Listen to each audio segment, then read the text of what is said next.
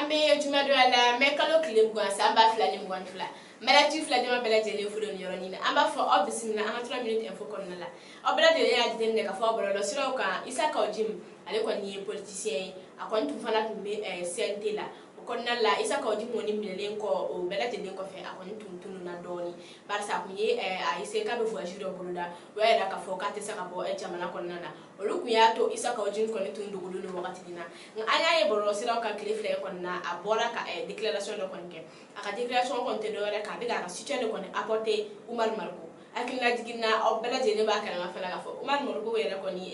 personne non identifié kon tala ku be tambine afino de po kera ale kon ni bulla ma kon ni talo abe yoro kelimina albi ni wakati dina o kon na la isa ko jim kon ngan déclaration gude do re ay ira ka fo dero ni ko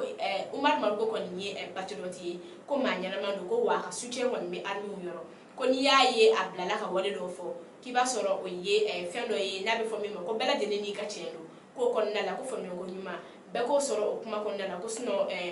Umar Marko te maye ko mami be jamana kono do na revolte ko ma te mami kon fana be ma galonti ke kada an soro sula ko bela de ni ba do nga fo ko Umar Marko kon ga application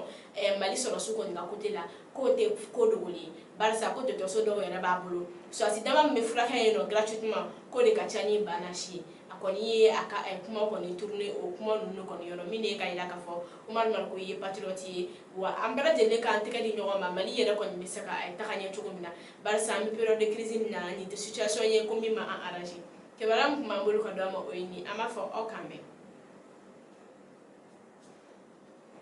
yera ba gela